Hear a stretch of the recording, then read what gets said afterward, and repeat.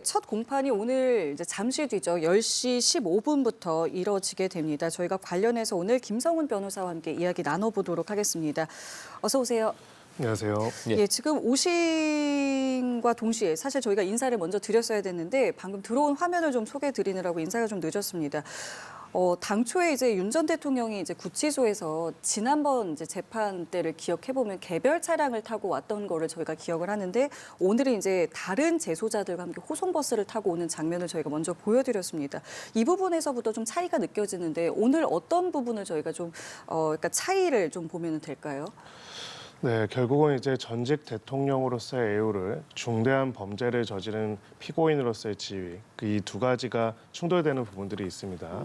그리고 기본적으로는 이제 감호라고 하죠. 그 수용자를 이송하고 또 하는 과정에서의 불상사가 발생하지 않도록 해야 하는 부분들이 또 있는데요. 예. 그 점에 있어가지고 지금 수용한 지가 상당한 시간이 됐기 때문에 그런 면에 있어서 지금 호송 차량을 별도로 하지 않더라도 감호에 별다른 문제가 없다라는 판단이 있을 것이다. 이렇게 볼 수 있을 것 같습니다. 그리고 기본적으로 이제 중대한 범죄로 지금 이제 구속이 되어 있는 상태인데 예. 최근에 이제 소환 조사라든지 여러 가지 영장 집행에서도 계속 불응했다는 부분에 있어가지고 결국은 이제 특별한 대우를 하는 부분들이 수사와 공판의 진행에 있어서 또 지장을 미치는 부분들이 있다라는 판단도 있지 않았을까 싶습니다.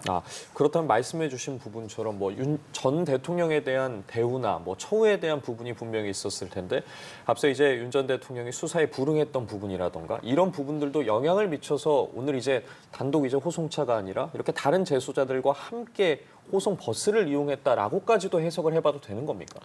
뭐 우리의 추측이지만은요. 일단은 말씀하신 것처럼 두 가지 포인트가 있습니다.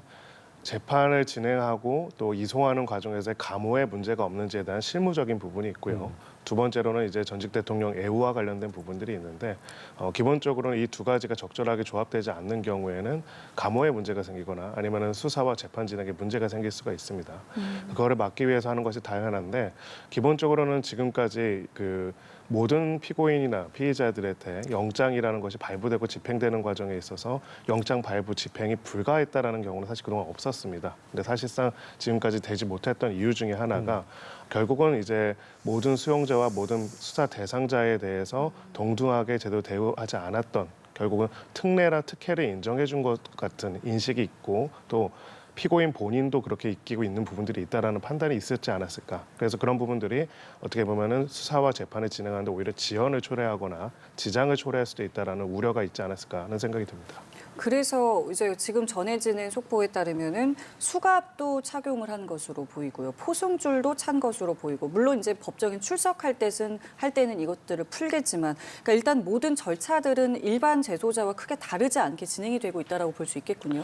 네, 그렇습니다. 기본적으로 우리가 그 전직 대통령 애우라는 거는 정치적인 의미에서 국가에 기여하고 원수로서의 지위를 가진 사람들을 어떻게 보면은 존중하기 위해서 하는 거지만은 형사 절차라는 거는 법 앞에 모든 사람들이 평등하기 때문에 기본적으로 형사 절차의 집행과 진행 과정에 있어서 특례나 특혜를 어떤 그런 사회적 신분을 헌법이나 형법상으로 인정하고 있지는 않습니다. 그런 면에서는 상당한 재량의 범위가 있는 일인데요.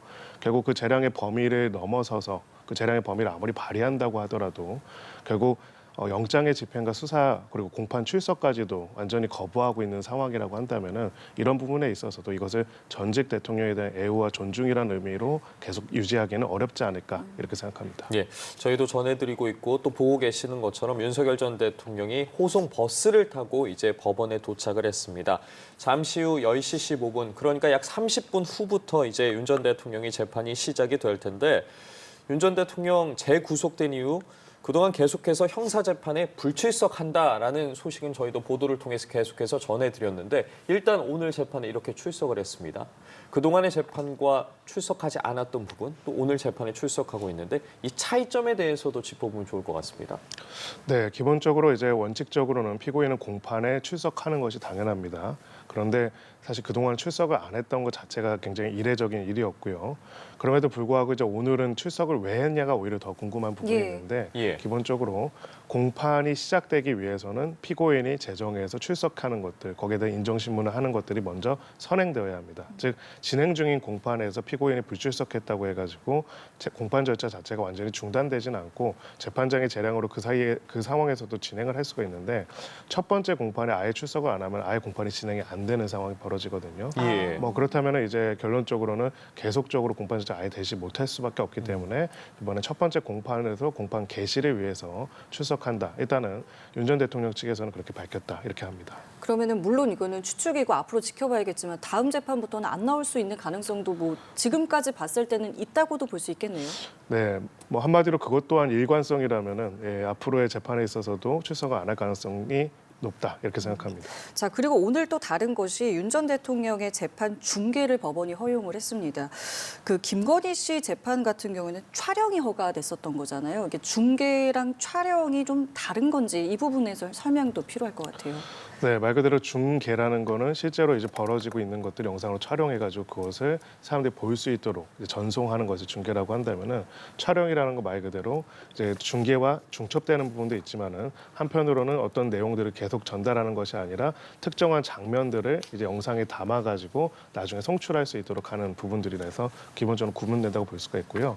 결국은 이 두 가지는 국민들이 이 형사 재판 절차에 대해서 공판 절차에 대해서 알 권리와 그다음에 그 알 권리에 대비되는 피고인의 어떤 사적인 이익을 비교 형량해서 결정을 합니다. 그런 면에 있어서는 중계가 될수록 촬영보다는 중계가 훨씬 더 많은 정보가 공개되는 거로 볼 수 있고요.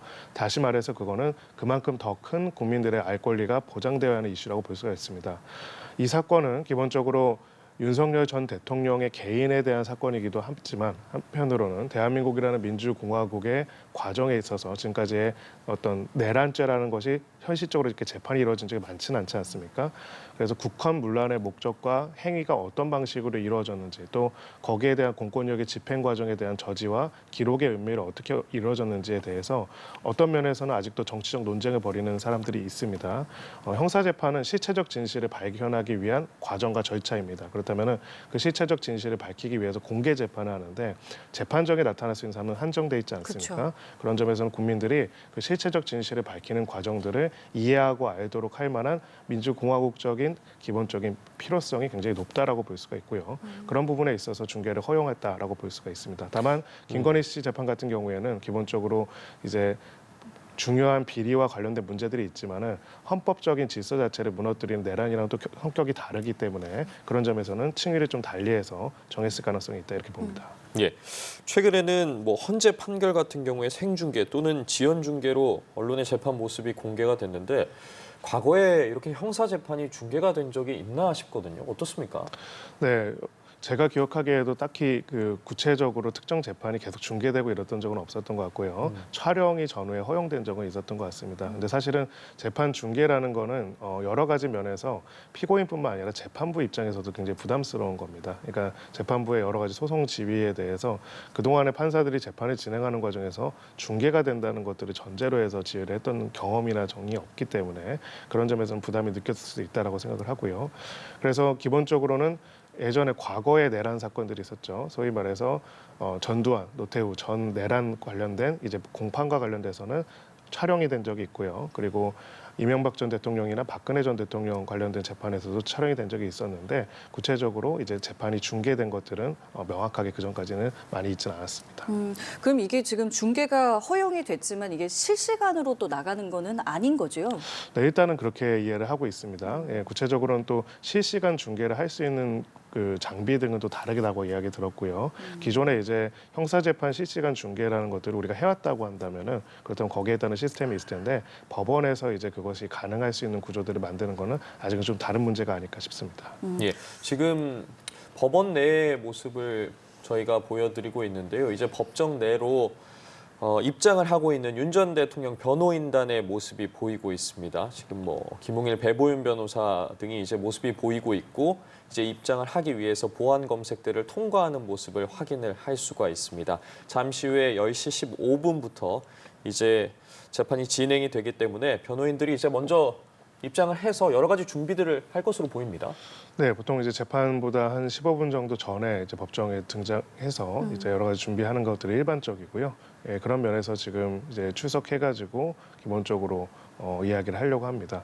아마 제 생각에는 재판장 입장에서도 아까 우리가 질문한 것들이 궁금할 것 같습니다. 이제 공판을 시작하는 거기 때문에 앞으로 공판에는 또 지금 다른 사건 공판처럼 안 나갈 것인지 예, 계속 출석해가지고 이제 이 법적인 절차 과정들에 적극적으로 참여해가지고 시체적 진실 규명 과정에 어떻게 보면은 협조해야 한다는 점을 당부할 가능성이 높다 이렇게 생각합니다. 자, 그리고 오늘 또 하나 이제 눈여겨봐야 되는 게 오늘 이제 보석과 관련된 이 부분에 대해서도 다뤄지게 되는데 이 보석 신문에 대해서는 또 중계를 불허했습니다. 그 이유도 좀 궁금한데 어떻게 좀 볼 수 있을까요? 네, 보석 신문은 말 그대로 보석의 필요성에 관한 신문이지 국민들의 알 권리의 대상이 될 수 있는 실체적인 진실, 즉 범죄 혐의점의 여부에 대해서 다투는 시간은 아닙니다. 그런 점에 있어가지고 국민 알 권리와 개인의 보호 면에 있어서는 비교 형량을 봤을 때 좀 균형이 다르다고 볼 수가 있고요. 두 번째로는 이제 보통 보석 관련돼서는 그 건강상 이유 등을 이야기하는 경우가 굉장히 많은데 건강 같은 경우에는 개인 정보 중에서 가장 높은 수준의 이제 어떻게 보면 보호 필요성이 있는 정보이기 때문에 구체적으로 그 내용까지 공개할 필요성은 낮다 이렇게 판단할 수 있습니다. 법원의 상징이 저울인데요. 결국은 국민들이 이거를 보고 알 필요성과 권리가 있는 부분과 그다음에 개인의 프라이버시라는 두 가지를 비교 형량해가지고 만약에 더 알 권리가 높다라고 한다면 그거는 공개를 하고요. 그렇지 않은 경우에는 공개를 하지 않는 나름의 선택들을 했다 이렇게 볼 수가 있습니다. 그러면 어쨌든 보석 신문에 대한 공개는 이제 불허한 상황인데 저희가 그럼 오늘 확인할 수 있는 공개된 장면은 어디서부터 시작해서 어디까지 확인할 수 있는 거고 또 어떤 부분은 확인이 안 되는 건지도 다시 한번 짚어주시면 좋을 것 같거든요. 네, 일단은 지금 재판 모두 중계라고 되어 있는데요. 예. 재판 모두 중계가 적어도 제 기억으로는 그동안에 선례가 있지는 않았던 것 같습니다. 예, 그리고 우리가 관심 가지고 봤던 헌법재판조차도 이제 몇 개 이제 소위 말해서 지연 송출된 부분들은 있었던 걸로 기억이 나고요. 그런 점에 있어서 기본적으로 그 저기서 우리 자막에도 나오지만은 또 개인정보보호법상 재판 과정에서는 다양한 개인정보들이 현출될 수밖에 없습니다. 그게 실시간 중계되면은 가령 어떤 사람들의 예를 들어서 어떤 사람의 뭐 주민등록번호 이런 것도 나올 수도 있고 그렇죠. 전화번호도 나올 수 예, 있거든요. 예. 그런 면에 있어서는 나름의 그것들을 정리하는 과정들이 필요하다고 판단할 수가 있고요. 지금 원칙은 보석 신문은 중계를 안 하지만 그쵸. 나머지는 다 중계를 하되 그 중계를 하는 과정에 있어가지고 민감한 정보가 있거나 개인정보보호법상의 개인정보에 해당되는 부분들이 있다면은 그 부분들을 정리하고 조정해가지고 그 내용들을 중계하겠다 이렇게 보면 될 것 같습니다. 예, 일단은 저희 취재진도 이제 이 재판이 본격 시작하기 전까지는 또 촬영이 허가된 부분이 있기 때문에 그 전까지는 저희도 내부 공개된 부분들도 잠시 뒤에 이제 좀 보여드릴 수 있을 것 같고요. 일단 오늘 이 재판 같은 경우에는 이제 내란 특검팀이 추가 기소한 거잖아요. 어떤 내용을 가지고 기소를 했고 어떤 혐의가 적용됐는지도 좀 살펴볼까요? 네, 내란 특검이 이제 기소를 했대. 우리가 이미 내란 사건으로 재판을 받고 있지 않나라고 하시는 분들이 많았을 겁니다. 예, 예. 사실 그렇습니다. 기존에 이제 검찰, 공수처와 검찰이 같이 수사를 해가지고 전국적으로는 기소를 했던 내란 사건이 있고요. 내란 특검이 이제 추가적으로 기소한 거는 5가지 정도의 혐의가 있습니다. 대표적인 거는 이제 계엄 선포 과정에서 국무위원들의 심의 표결권을 침해한 부분, 그리고 관련된 계엄 포고문 관련된 것을 증권을 남용해가지고 허위로 수정하거나 폐기하도록 한 부분, 그리고 비화폰 기록 등을 삭제하도록 하거나 체포영장 집행을 저지하도록 지시한 부분들이 주요 혐의점이라고 볼 수가 있고요. 특히나 이 중에서도 이제 체포영장 집행 저지라고 하는 부분들에 있어가지고 그 과정과 그 다음에 증거 인멸을 지시한 부분들이 우리가 이제 기억하겠지만은 원래 내란죄로 기소가 되기 전에 구속영장이 발부가 돼서 집행이 됐다가 이제 재판 중에 구속이 취소가 됐습니다. 그렇죠. 원칙적으로는 내란 혐의로는 다시 구속이 될 수는 없는 상황인데요. 지금 말한 비화폰 삭제 지시라든지 체포영장 저지라는 추가적인 혐의점으로 기소가 되면서 지금 현재 구속 상태는 바로 이 재판상의 그 혐의점으로 구속이 되어 있다 이렇게 볼 수가 있습니다. 아, 그렇군요. 그렇다면 오늘 재판에서 이제 윤 전 대통령 측과 앞서 뭐 변호인들도 입장을 하는 모습을 저희가 확인할 수 있었는데 특검 측에서도 그렇고요. 어떤 부분에 대한 입장까지 밝히게 되는 겁니까? 네, 기본적으로는 아마 이렇게 이야기를 할 것 같습니다. 그러니까 변호인 특검 쪽에서는 결국 내란 자체도 큰 문제였지만은 그 내란을 일으키는 과정에서 대통령의 헌법상 지위와 권한으로서 계엄 선포권이 있지만 그 계엄 선포권이라는 것은 헌법에 정해져 있는 국무위원들의 심의와 표결을 통해서 적절한 헌법적 통제가 이루어지도록 한 구조가 있었음에도 불구하고 그러한 것들을 위반하고 억압해서 결론적으로는 국무회의 심의 표결권을 침해하고 일방적인 계엄 선포를 했다는 점에서 이 계엄 선포가 대통령의 권한 행사가 아닌 결국은 내란과 연결될 수 있다는 부분들에 대한 것들을 내란죄 재판은 아니지만 이야기를 할 것으로 보이고요. 두 번째로는 결국은 이 내용과 관련돼서 헌법적인 위반도 있지만은 결국 헌법 위반을 이유로 해서 헌법 재판이 진행되는 과정에 국민적인 갈등과 분쟁이 굉장히 심한 상황이었는데 네. 그 과정에서 핵심적 실체적 진실을 밝힐 수 있는 증거들을 자신의 직권을 이용해 가지고 삭제하고 인멸하거나 의사를 가지고 실행함으로써 국가적 혼란을 가중시켰을 뿐만 아니라 공권력과 국가기관의 체포영장 집행 자체를 다른 국가 권력으로서 막고자 함으로써 사실상 준내전과 같은 수준의 군사적 긴장 또 어떻게 보면 물리적 긴장들을 유발했다는 점에서 처벌의 필요성이 크다는 점을 특검 쪽에서 이야기할 것으로 보입니다. 자, 이런 내용들이 이제 앞으로 공판에서 계속 다뤄질 텐데 오늘은 어쨌든 추가 기소된 사건의 첫 공판인 거잖아요. 그러니까 아까 말씀을 잠깐 하셨습니다만 뭐 인정신문을 비롯해 이제 첫 공판 때 이제 다뤄지게 되는 내용들이 있는데 그럼 오늘은 어떤 부분들이 이제 시작 시점부터 다뤄지는지 그 부분도 좀 설명 부탁드릴게요. 네, 인정신문과 함께 기본적으로는 이제 공소 사실의 요지에 대해서 특검 쪽에서 쭉 이야기를 할 겁니다. 1번, 2번, 3번 이렇게 공소장 요지를 낭독을 하게 될 거고요. 예. 자, 그러면 이제 재판장은 피고인 측 거기에 대한 입장을 밝혀주세요라고 이야기를 하면요. 피고인 측에서는 공소 사실을 모두 부인합니다. 공소 사실을 뭐 일부 인정하지만 다툼의 여지가 있는 부분이 있어서 그만 말씀을 드립니다. 아니면 공소 사실을 전부 인정하고 다만 양형에 있어서 참작을 해달라고 하는 경우들이 있습니다. 우리 사건 같은 경우에는 당연히 아마 지금까지의 태도를 봤을 때는 공소 사실을 전부 부인한다라는 입장을 표명할 거고요. 네. 그 외에 보통 간이한 재판들 같은 경우에는 그 정도만 확인하고 이제 앞으로 입증 방법을 어떻게 할 것인지를 보통 이야기를 하는데 우리 사안의 특성상 그렇게 가지는 않을 것 같고요. 변호인 입장에서도 굉장히 자세하게 이것이 부당한 기소다라는 이야기들을 변론을 전개할 가능성이 있다라고 생각을 합니다. 그럼 오늘 윤 전 대통령이 직접 발언을 하기도, 그러니까 할 수도 있는 겁니까? 네, 그렇습니다. 기본적으로는 변호인 쪽에서 이제 공소사실의 인부에 대한 것들을 얘기할 수도 있지만은 피고인도 본인이 당사자로서 이 공소사실에 대한 자신의 입장을 이야기를 할 수가 있기 때문에 아마 어차피 나온 김에 뭐 여러 가지 이야기들을 하지 않을까 이렇게 생각을 합니다. 그 부분에 있어서는 재판부가 특별히 윤 전 대통령에게 기회를 줘야 하는 겁니까? 아니면 윤 전 대통령 측이 기회를 구하고 나서 이제 발언하는 겁니까? 그 두 가지 질문이 다 맞습니다. 예. 이게 뭐냐면요. 원칙적으로는 그 피고인으로서는 자신의 혐의점에 대해서 자기가 인정하는지 부인하는지 부인하면 그 이유가 무엇인지 공개 재판인 공판에서 이야기할 권리가 있고요. 그래서 이야기를 할 수 있는 건 맞습니다. 다만 그거를 재판장한테 그 재판에서 이야기할 때는 재판장한테 이 부분에 재판장이 말하라고 했을 때 하는 거고 또 재판장이 말할 기회를 줬을 때 하는 것이지 그럼 무시하면서 언제든지 이야기할 수 있는 건 아니다. 그래서 말씀하신 두 가지가 다 맞다라고 볼 수가 있습니다. 근데 사실은 뭐 진술을 거부해도 사실은 상관이 없는 맞습니다. 거기도 하죠. 네. 그렇기 때문에 오늘 진술을 하게 될지 여부부터 이제 좀 저희가 지켜보면 좋을 것 같고 말씀드린 것처럼 오늘 공판이 10시 15분에 시작이 됩니다. 지금 저희 취재진의 말에 따르면 이제 법정에 일반인 방청객의 입장이 시작이 됐다고 합니다. 그리고 지금 보시는 것처럼 지금 서울중앙지법에도 지금 방청객들 또 취재진들의 입장도 진행이 되고 있습니다. 이제 15분 뒤에 이제 본격적인 공판이 시작이 될 텐데요. 글쎄요, 이게 지금 어쨌든 오늘 또 첫 공판이고 윤 전 대통령이 오랜만에 또 모습을 드러내는 거기 때문에 이제 많은 관심이 좀 모아지고 있고 그 중에서 또 변호사님은 개인적으로 또 오늘 첫 공판에서 좀 주목하고 계시는 부분이 있으실까요? 네, 저는 이제 그 아까 우리가 왜 오늘은 나왔나라고 했을 때 일단은 법적 절차적인 측면에서 공판 개시라는 측면 그렇죠. 때문에 예, 말씀드렸습니다. 근데 다만 이제 지금 든 생각입니다. 솔직히 말씀드리면 지금 든 생각으로는 재판 촬영 중계를 허용하니까 오히려 나왔나 하는 생각도 듭니다. 자신의 그런 프로파간다. 발언. 그러니까 한마디로 결론적으로는 이제 그거는 이제 뭐 내심의 의사는 우리가 알 수가 없겠지만은요.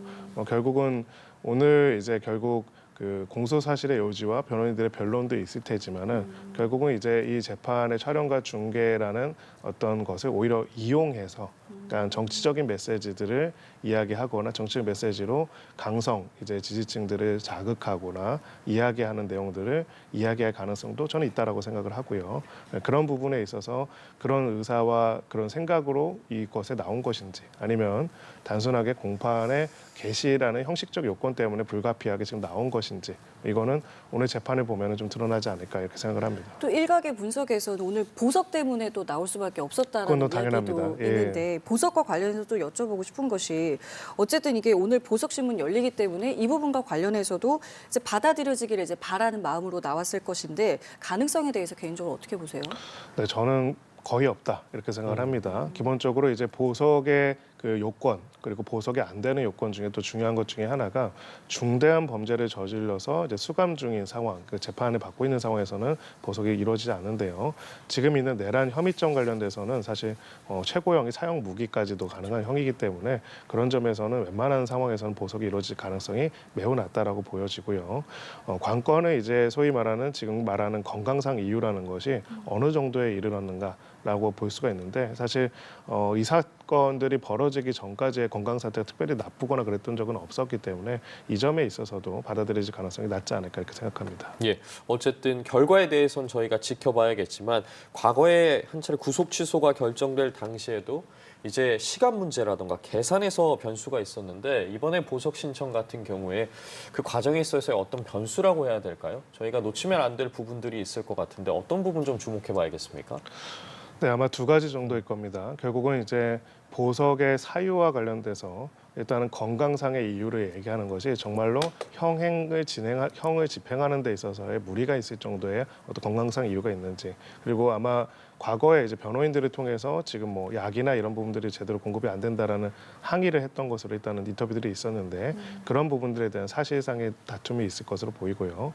두 번째는 이제 지금 구속된 상태가 오늘 이제 공판이 진행되는 사건과 관련된 구속이 되었기 때문에 아까 제가 이야기한 것처럼 내란죄 혐의자로서 지금 재판을 받고 있다는 사정을 지금 보석의 이 과정에서는 고려하지 말아야 한다라는 이야기를 할 가능성도 있다. 왜냐하면 구속영장 자체가 다른 사유로 이 사유로 됐기 때문에 이 사건의 한정에서 봤을 때 보석의 적정성에 대한 판단을 해달라는 요청을 법리적으로 다툴 수는 있다 이렇게 봅니다.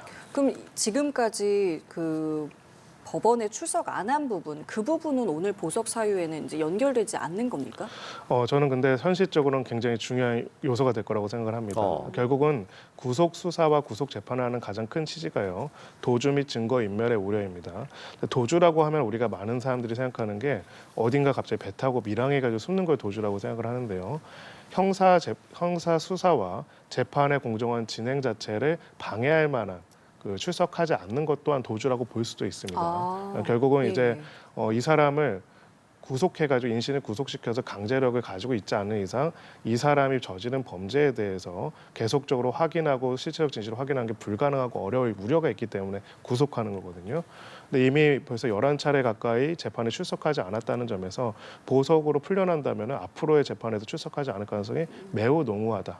그러니까 이 재판은 아니지만은 결국 형 집행과 그다음에 재판에 대해서 그동안 피고인이 보여준 태도가 보석의 허가 여부에도 아주 중요한 요소가 될 것이다 이렇게 봅니다. 예, 지금 저희가 계속해서 정례로 입장하는 보안 검색대 화면을 보여드리고 있는데요. 현장에 나가 있는 취재기자 속보에 의하면 법정의 특검 측과 또 윤 전 대통령 측 변호인이 모두 지금 착석을 한 상태라고 합니다. 이제 잠시 후 15분도 채 남지 않은 상황인데요. 이제 첫 공판이 시작이 될 텐데 일반 방청객들도 저희가 계속해서 지금도 이제 입장을 하고 있는 것으로 보입니다. 입장을 계속해서 하고 있고 또 입장을 마친 방청객도 있고요.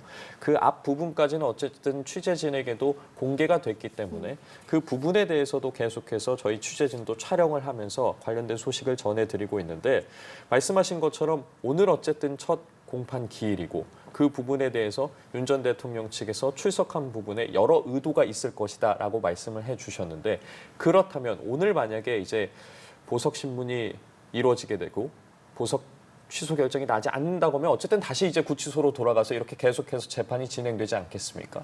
앞선 재판들처럼 이번 재판도 계속해서 출석하지 않을 가능성이 높다고 봐야겠습니까? 그렇게 된다면?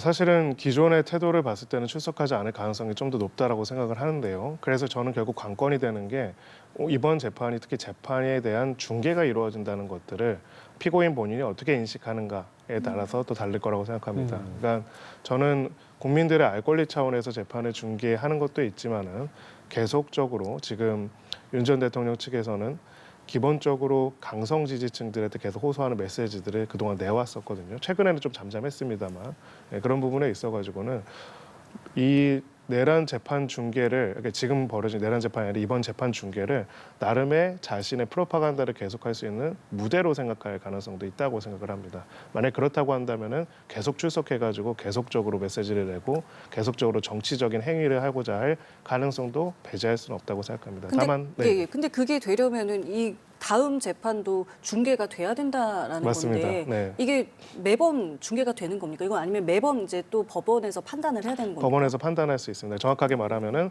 앞으로의 재판을 다 중계합니다라고 했다가 여러 가지 사정을 봤을 때는 더 이상 예. 중계를 안 하는 것이 맞다라고 판단하면은 재판장이 거기에 대해서는 결정을 할 수 있다 이렇게 볼 수 있습니다. 지금 그렇다면 궁금한 부분이 이번 공판 같은 경우에는 특검 측에서 어쨌든 중계를 요청한 상황이고 앞서 저희도 짧게 짚었습니다만 김건희 씨의 재판 같은 경우에는 특검 측에서 중계를 요청하지는 않았습니다. 이제 언론에서 요청을 했고 이제 법원에서 일부 이제 공개를 하기로 한 건데 그럼 앞으로 이제 이루어질 재판에서 법원에서 그럼 중계를 하겠다라고 의무적으로 계속해서 이야기를 할 수도 있는 부분인 겁니까? 특검 측의 요청이 없더라도? 네, 원칙적으로는 재판의 중계 여부를 결정할 거는 재판장의 권한이기 때문에 그 부분에 있어서는 신청 또는 직권이라고 합니다. 우리는 표현하는데 예. 결국은 그 각 당사자들이 신청해가지고 그 신청한 것을 재판장이 보고 결정해가지고 하거나 아니면 그냥 재판장이 봤을 때 이거는 신청한 이제 직권으로 하는 게 맞겠다고 생각할 수도 있다 이렇게 볼 수 있습니다. 근데 아까 말씀하신 것처럼 이게 과거에 형사 재판이 중계된 사례가 없었기 때문에 맞습니다. 사실은 이게 처음 있는 거잖아요. 네. 그러면은 어떤 거를 기준으로 어떤 이 판단을 낼 때 어떤 거를 이제 법원에서는 기준으로 좀 삼을 것 같으세요?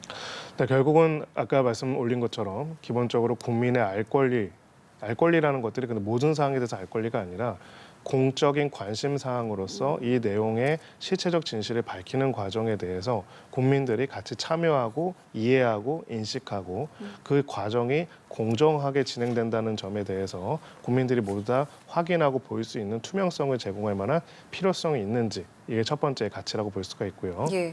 이 가치의 크기가 재판이 공개됨으로써 소위 말해서 아직은 재판이 진행 중인 피고인의 여러 프라이버시와 여러 권리들과를 봤을 때 그것을 압도할 만큼 우월한 가치인지를 보게 될 것입니다. 그런 점에서는 이제 일반적 재판들 같은 경우에 당연히 이런 공개를 안 할 것이고요. 예. 다만 국민들이 알아야 하고 알 수 있고 또 접근해야 하는 그런 부분들에 대한 부분 그리고 무엇보다도 실체적 진실도 있지만 그 실체적 진실을 밝히는 과정이 공정하게 이루어지고 그 과정에 있어가지고 재판장이 공정하게 재판을 잘 진행하고 있는지에 대해서 국민들이 직접 볼 수 있는 기회도 되기 때문에 이런 점에 있어서의 필요성이 높다고 한다면 중계를 허용할 것이고요. 다만 이제 법률가로서 일반적으로 봤을 때는 대부분의 재판장들은 굉장히 부담스러워할 겁니다. 우리도 예를 들어서 그런 거죠. 이렇게 대화를 나누는 거를 우리끼리 대화를 나누는 것과 방송에서 이렇게 하는 건 완전히 다르지 않습니까? 그러니까 재판이라는 걸 그동안 그런 방송에서 다루는 것처럼 자신이 한 적은 한 번도 없기 때문에 결국은 그 발언 한마디, 지휘 한마디 이런 것들 하나하나가 화제가 될 수 있고 무엇보다도 재판장 자체가 이제 소위 말해서 이런 여론의 대상이 될 수도 있는 부분이 있기 때문에 사실은 재판부 입장에서 굉장히 부담스러울 수는 있다 이렇게 봅니다. 예, 그렇기 때문에 이제 오늘 첫 공판에서 어떤 모습들이 보일지에 대해서도 관심이 가는 건데 내일 이제 내란 특검에서 윤 전 대통령에게 오전 10시에 출석을 요구한 상황입니다. 지금 외환혐의 피의자로 두 번째 출석을 요구한 건데 어제 오후에 교도관을 통해서 직접 전달을 했다고 하는데 출석 의사를 아직 밝히진 않았습니다. 일단 오늘은 이제 출석을 하게 되는데 내일은 나올 가능성이 낮다고 봐야 되지 않겠습니까? 어떻습니까? 네, 지금까지 벌어졌던 모든 일들을 종합해 봤을 때 결국은 출석을 임의로 하지 않을 가능성이 높고 임의로 하지 않을 가능성이 높은 게 뭐 영장을 집행하는 것도 이제 물리적으로 저항해서 결국 그 출석을 안 했기 때문에 지금 앞으로의 수사에서도 마찬가지로 협조를 하지 않지 않을까 생각됩니다. 근데 윤 전 대통령 측 입장을 좀 생각을 해보면 지금 특검에서는 그러니까 우리가 방문 조사도 하겠다라고까지 했는데도 응하지 않는 모습을 지금 보이고 있는 거잖아요. 응하지 않는 것이 유리하다고 판단을 하기 때문에 이러한 결정을 내리는 겁니까? 한 명의 피고인으로서의 유불리를 생각한다면은 사실은 이런 모든 행동들이 이해가 안 가고요. 예, 공판에 출석하지 않는다는 거는 재판 절차를 무시한다는 거거든요. 그런 면에 있어서는 자신에게 유리하다고 생각하는 것이 아니라 말 그대로 이제 대한민국이라는 나라에서 형사 재판 절차로서 실체적 진실을 밝히고 처벌 여부를 결정하기 위한 이 절차에 비협조하고 이 모든 과정을 정치적인 메시지로 승화해서 자신의 정치적인 메시지로 내고 있는 게 현재의 실체의 핵심이다라고 저는 생각을 합니다. 그런 면에서는 결국은 나와서 무슨 발언을 하는 것도 출석을 하지 않는 것도 체포영장에 저항하는 것도 결국은 피고인으로서의 행위라고 보기보다는 정치인으로서의 정치적인 행위와 정치적인 메시지라고 저는 그렇게 생각합니다. 그럼 외환 혐의 관련해서 앞으로 조사를 계속 특검 측에서는 하려고 할 텐데 이 부분과 관련해서도 같은 이유로 거부를 하게 된다면 특검 측에서는 어떤 조치를 할 수 있는 겁니까? 네, 그렇다면 결국 외환 혐의와 관련된 나머지 당사자들에는 조사를 진행을 하고요. 그걸 바탕으로 해서 그 사람들의 진술과 그다음에 수집된 정보들을 바탕으로 해가지고 결국 결론을 내릴 겁니다. 왜냐하면 소환해서 온다고 하더라도 네. 와서 뭐 나는 아무것도 그런 거 한 적이 없다고 부인을 하거나 아니면 진술을 거부하거나 이렇게 된다면 현실적으로는 거기서 효과로 얻을 수 있는 증거는 없기 때문에 나머지 이제 당시에 지휘 명령 체계에 있었던 사람들에 관한 네. 조사를 통해서 그것을 확인하고자 하는 것이 기본적인 것이다 이렇게 봅니다. 지금 윤 전 대통령 측에서 방문 조사에 응하겠다는 의사를 언론에 밝혔는데 특검 측에서는 어떤 의사도 따로 전달된 부분이 없다. 사실 의견이 지금 상충하고 있는 부분이지 않겠습니까? 각자의 입장도 있을 테고요. 그 부분에 따라서 언론에 알려지는 영향이랄까요? 미치는 부분도 있을 텐데 굉장히 신중한 입장을 어쨌든 전달하지 않겠습니까? 이렇게 배치되고 있는 부분들에 대해서는 어떻게 좀 해석을 해봐야겠습니까? 네, 기본적으로 이제 한 피고인이 여러 혐의점들을 가지고 각각 수사가 진행된다고 했을 때 A라는 사건의 변호인이라고 해서 B, C, D 사건의 변호인이 되는 건 아닙니다. 그렇기 때문에 기본적으로 둘 중 하나입니다. 본인이 의사를 전달하거나 아니면 본인이 이 사건에 있어서 변호인이나 대리인을 선임한 사람이 거기에 따라서 대리인이나 변호인으로서 의사를 전달하거나 그게 맞습니다. 근데 지금 특검의 입장은 기본적으로 지금 내란 사건, 그 외환 사건과 관련돼서 특별하게 변호인 선임계가 제출된 건 없다. 네네. 한마디로 변호인이 없다는 것이죠. 그런데 외환 사건 관련돼서 변호인이 이렇게 얘기했다는 것 자체가 그 전제가 잘못됐다라고 얘기를 하는 걸로 보이고요. 그렇기 때문에 이 문제에 대해서는 사실은 진실 공방에 갈 필요도 없이 만약에 진짜로 방문 조사를 받을 생각이 있다고 한다면은 뭐 본인이 정말 그런 의사가 있다고 한다면은 뭐 방문 조사라도 진행하기 위해서 특검팀이 방문했을 때 태도를 보면은 그것이 이해되지 않을까 싶고요. 근데 제가 예상하건대 지금 완전히 그 배치되는 방향으로 나중에 얘기할 가능성이 있다고 보여집니다. 그래서 특검이 방문 조사를 가면 변호인 입회하겠다라는 이야기를 할 가능성이 높고요. 근데 지금 내란 외환죄 관련돼서는 변호인이 없는데 무슨 얘기를 하는 거냐 그러면은 변호인이 나중에 선임될 때까지 오지 말아라 이렇게 이야기를 하는 가능성도 있다고 보여집니다. 그래서 다시 정리하면은 만약에 정말 방문 조사를 해서 이거에 대해 수사를 협조할 생각이 있다면 그러면은 이제 우리가 언제 방문 조사를 할 거라고 그냥 통보를 하고요. 네, 거기에 따라 가지고 만약 변호인 입회가 필요하면은 그것 또한 피고인이나 피의자의 권리이기 때문에 거기에 대해서는 선임을 해서 이야기를 하라. 아니면 우리는 그냥 조사를 한다. 이렇게 하는 것이 맞을 겁니다. 그럼 지금 변호인 선임을 뭐 일부러 늦춘다고도 볼 수 있는 겁니까?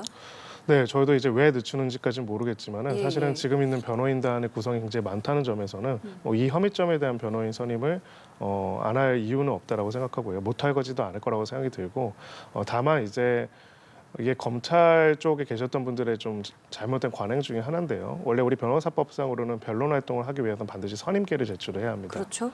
네, 근데 검찰 고위직을 지낸 사람들 중에서는 선임계 없이 그냥 전화를 해가지고 나 누군데 막 이렇게 하면서 하는 경우들이 종종 있거든요. 너무 상식적인 얘기지만은 이제 그런 부분들에 대해서 인지가 잘못돼 있을 가능성도 저는 있다고 생각합니다. 그 선임을 언제까지 해야 되고 이런 거는 뭐 정해진 건 예, 없습니까? 없습니다. 예. 어쨌든 지금 특검 측에서 30일에 윤 전 대통령이 오전 10시에 출석을 해라라고 이야기를 낸 상황인데 계속해서 짚어보고 있지만 윤 전 대통령 측이 요구하지 않을 경우에 소환 통보를 연이어 할 거라고 보십니까? 어느 시점까지는 계속해서 소환 통보를 특검 측에서 할 거라고 보세요?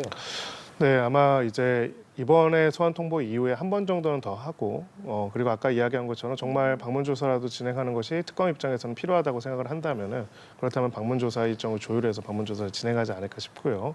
다만 지금 얘기한 것처럼 방문 조사를 받을 의향이 있다는 말 자체가 사실 진정한 의사가 아니었다고 한다면은 다시 또 영장 청구 및 영장 집행에 관한 과정들이 진행되지 않을까 이렇게 생각합니다.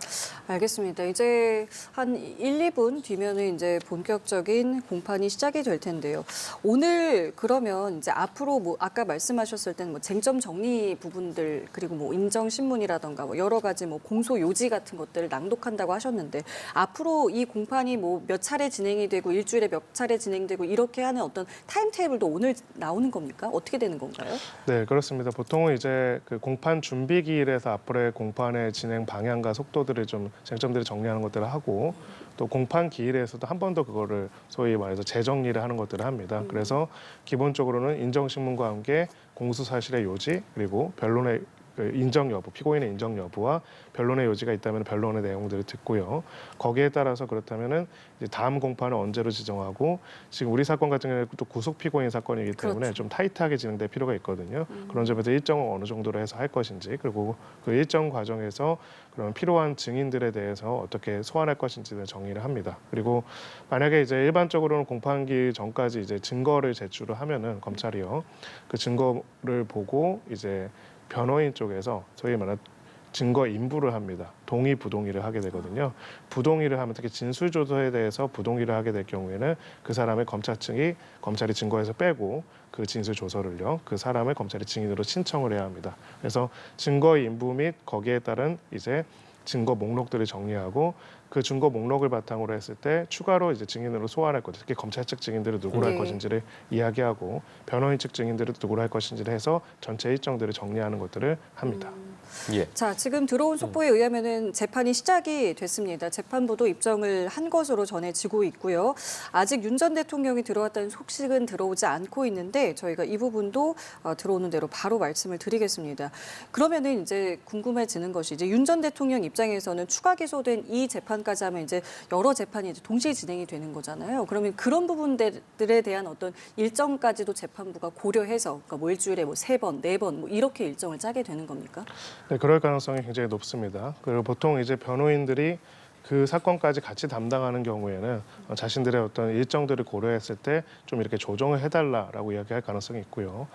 다만 지금 앞서의 내란 재판 같은 경우에는 출석을 아예 안 하고 있기 때문에 그렇죠. 예, 적어도 이제 피고인 본인의 일정 때문에 얘기할 건 아니라 싶고요. 그래서 그런 내용들로 받아들여지지 않을 거라는 생각이 들고 결국은 이제 구속 기간도 제한적인 부분들이 있기 때문에 그 안에 전체적인 사건 사실관계를 확인하고 정리하기 위해서 적어도 일주일에 한 번 이상은 재판이 필요하다라고 재판부가 판단할 가능성이 조금 더 높다 이렇게 생각합니다. 예, 지금 계속해서 관련한 속보가 들어오고 있는데 앞서 전해드린 것처럼 재판부가 어쨌든 촬영과 중계를 허가를 했습니다. 재판 뒤에 이어지는 보석 신문을 제외하고는 이제 재판의 모습을 공개를 하기로 한 건데 지금 입정을 한 후에 국민의 알 권리를 충족하기 위해서 재판의 촬영을 허가했다라고 입장을 밝힌 것으로 전해집니다.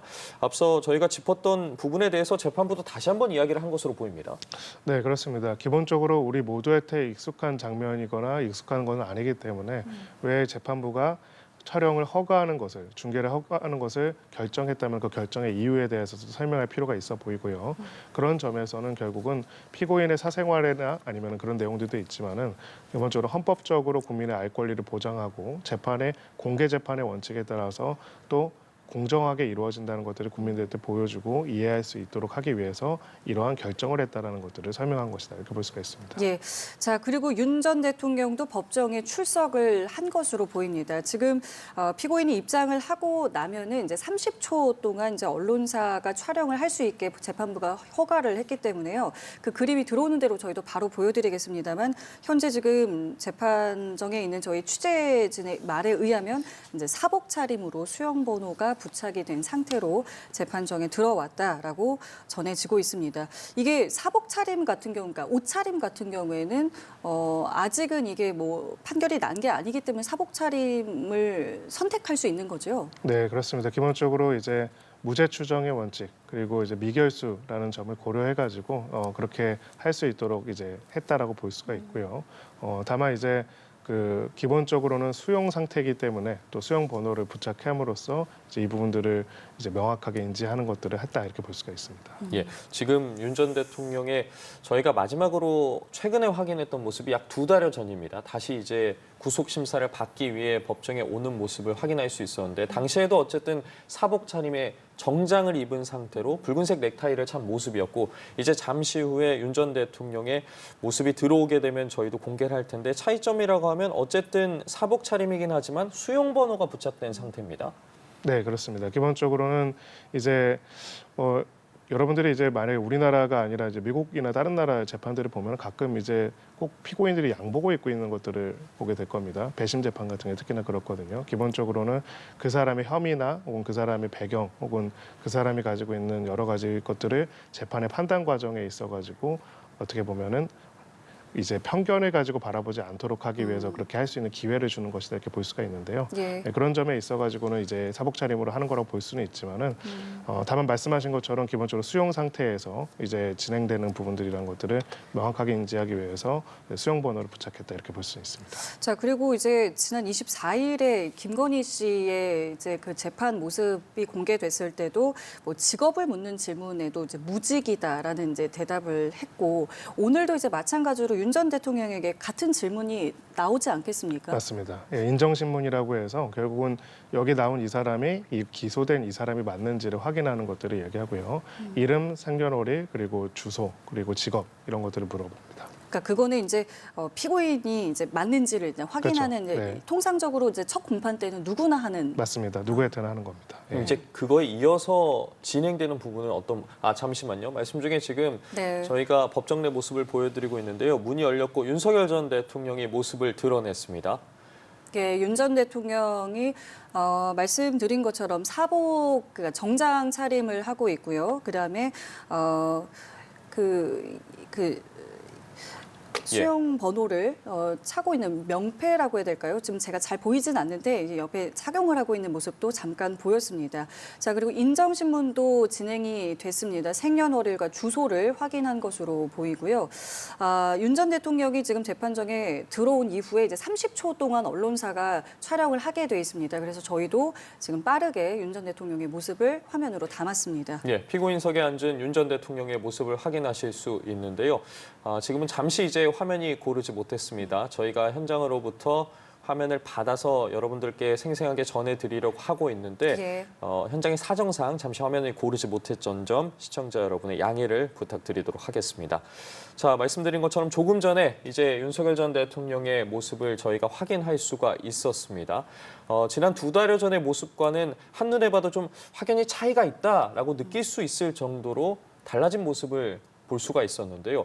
일단 지금 보시는 것처럼 머리가 굉장히 짧아졌습니다. 2달 전 모습보다 머리가 굉장히 짧아졌고 지금 흰머리, 희끗희끗 좀 흰 부분도 확인할 수가 있는데 당시에는 이제 붉은색 넥타이도 찼는데 오늘은 이제 넥타이도 착용하지 않은 모습으로 정내로 이제 입장을 해서 피고인석에 앉는 모습을 저희가 지금 확인할 수 있습니다. 네, 언뜻 보기에도 체중도 좀 많이 줄어든 것 같다라는 생각도 들고요. 말씀하신 것처럼 짧게 자른 머리, 또 흰머리가 또 눈에 띕니다.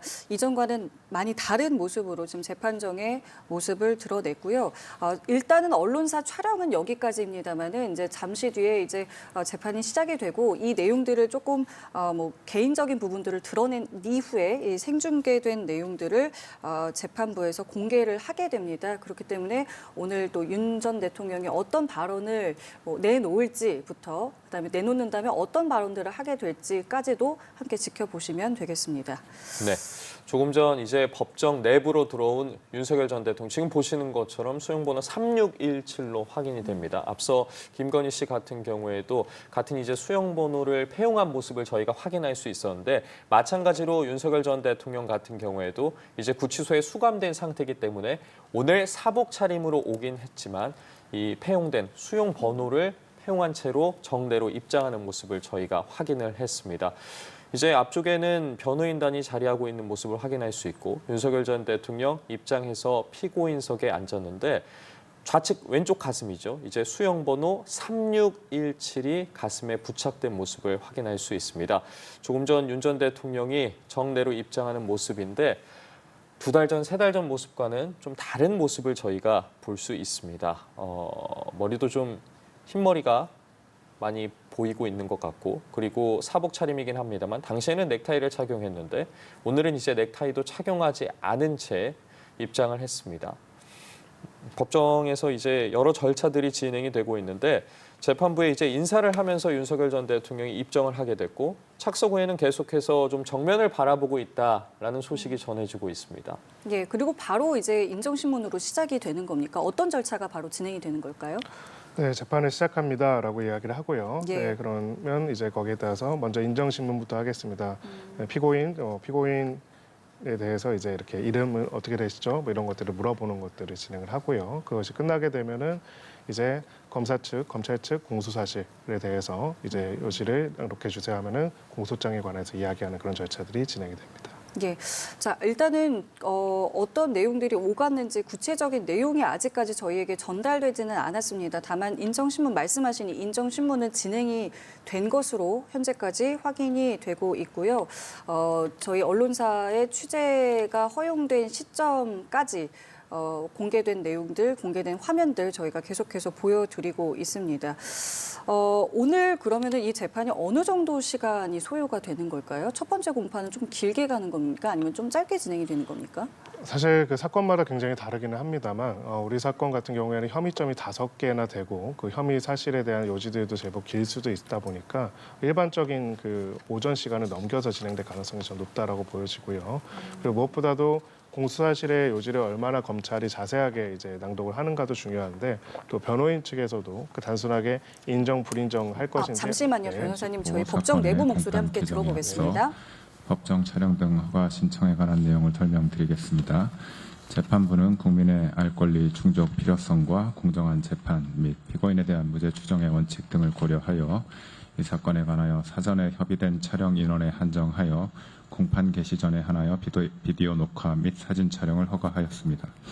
한편 특별검사는 이 사건에 관하여 윤석열 전 대통령 등에 의한 내란 외환 행위의 진상 규명을 위한 특별검사 임명 등에 관한 법률 제11조 제4항 등에 따라 재판의 중계를 신청하였고, 이에 관하여 이 법원은 오늘 진행하는 제1회 공판기일 절차에 한하여 재판의 중계를 허가하면서 그 방식으로는 방송사가 아닌 법원과 법원의 위탁을 받은 제3자를 통한 촬영 및 중계 방식에 의하도록 하였습니다. 불허가 결정 부분에 관해서는 보석 신문 절차에 앞서 다시 말씀드리겠습니다. 이에 따라 피고인을 호명하여 피고인이 입정하게 되면 30초간 언론사의 녹화 및 촬영을 위한 시간을 부여하겠습니다. 이후 공판 개시를 위하여 촬영 등의 종료 및 촬영 인원의 퇴정을 지시하면 언론사에서 오신 촬영 관계자들은 녹화 및 촬영을 중단하고 퇴정하여 주시기 바랍니다. 예, 피고인 윤석열 입정시키십시오.